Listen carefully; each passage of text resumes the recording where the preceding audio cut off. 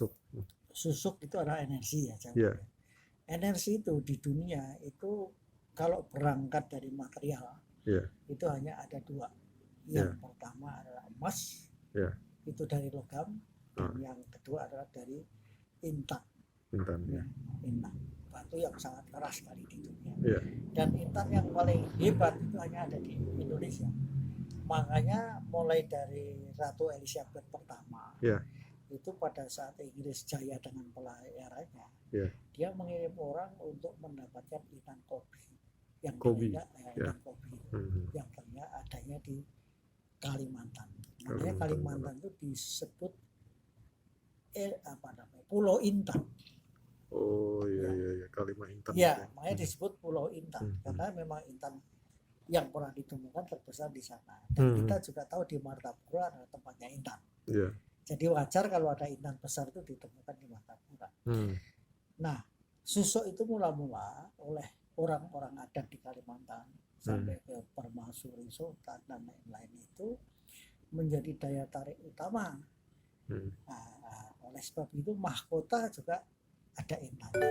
Hanya kalau dia menghadap raja, kepala suku itu kenapa kepala suku berwibawa? Karena memang di situ ada intan, apalagi besar.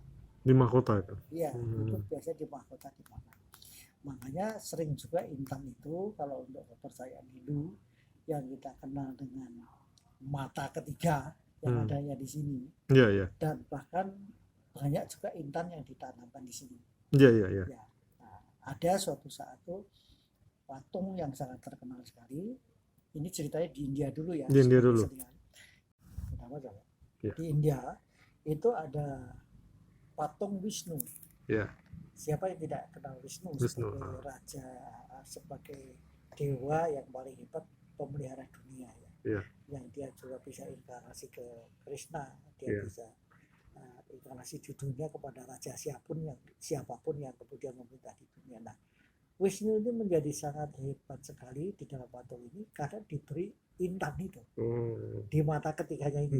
Nah, permata yang demikian hebat di mata ketiga ini oleh umatnya, masyarakat Hindu di India itu kemudian dijaga oleh orang yang sangat terkenal. Nah, orang yang sangat terkenal jujur maksud saya. Begitu dijaga, orang ini juga timbul nafsunya untuk mencuri intan itu. Dicungkil sama penjaga itu. Dicungkil, kemudian dimasukkan ke dagingnya ini, disobek, dia tutup. Nah, akhirnya dia berusaha menjual. Supaya tidak ketahuan, dia lari ke luar India.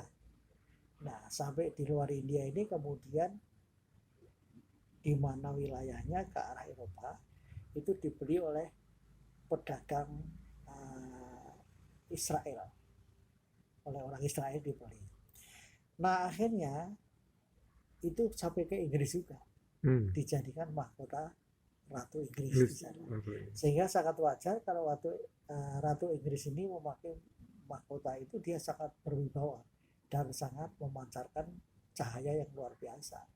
Itu sesungguhnya kan bagian daripada susuk.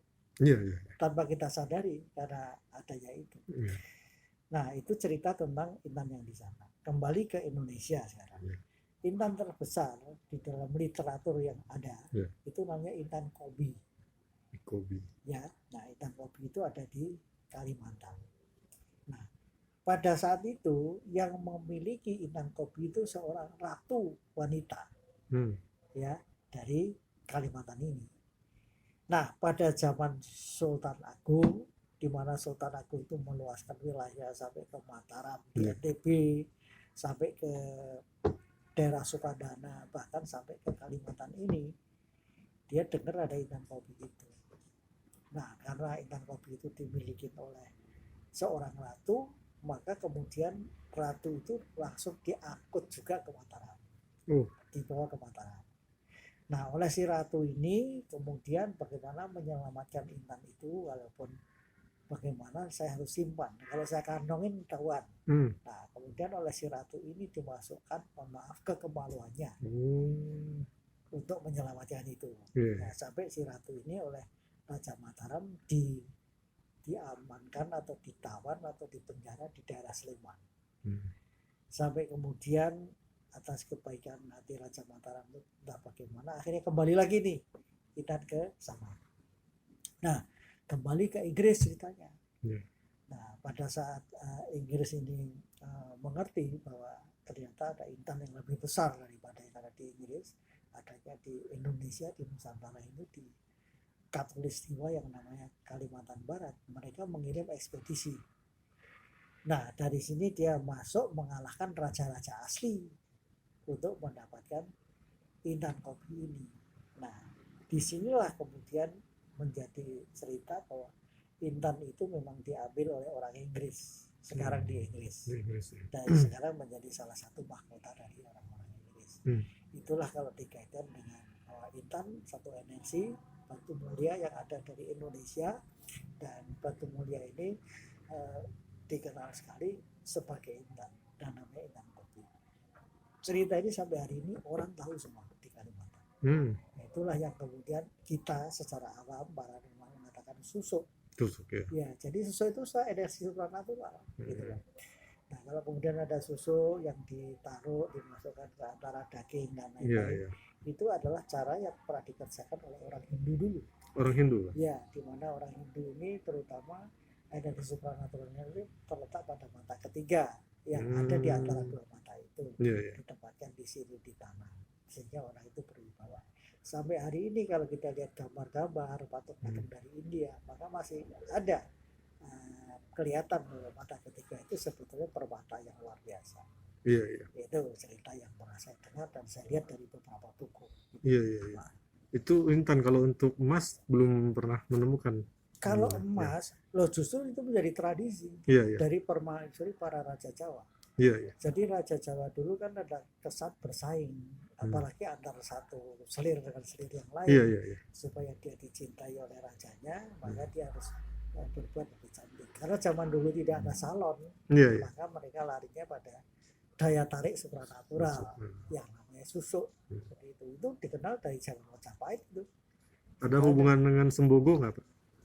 Sembogo. Apa saya belum dengar. Oh, belum ya. Apa semacam apa? Sembogo itu sebenarnya pemanis yang biasa kalau pengantin mau acara pernikahan itu, kemudian pengantin perempuannya dikasih, kayak dulu istrinya Tommy Soeharto, Tata pakai perias pengantin dikasih sembogo katanya.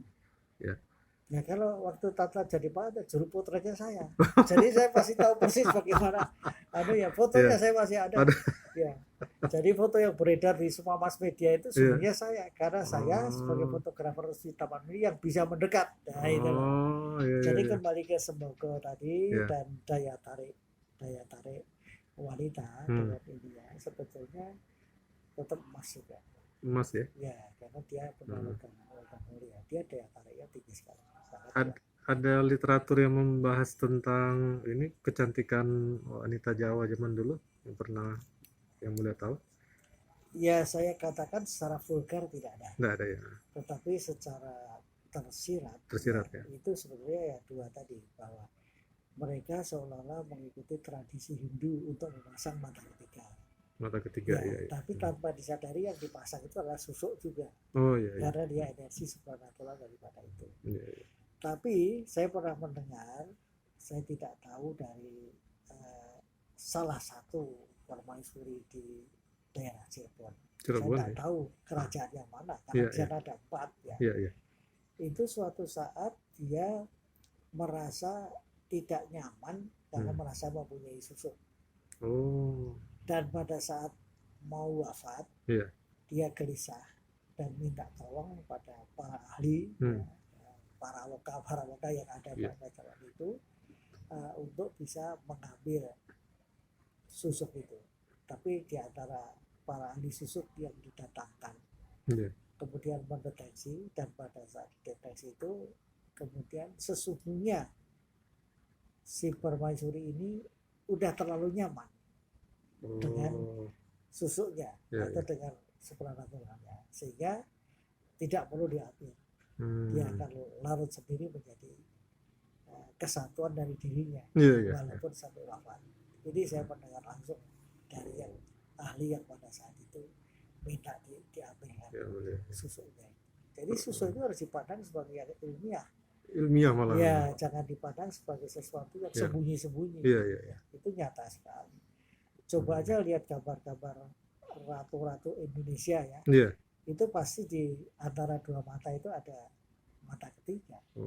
Gitu. Jadi dia menjadi bagian yang nyata daripada perhiasan itu sendiri. Kalau kemudian ada yang ditanam, saya rasa wajar saja. Dan itu bisa. Iya, iya. Zaman sekarang pun antara daging pun masih bisa diambil silat, dimasukkan pun masih bisa. Iya, iya, iya. Itu yang hakikat daripada susu. Iya, terima kasih yang mulia. Ya.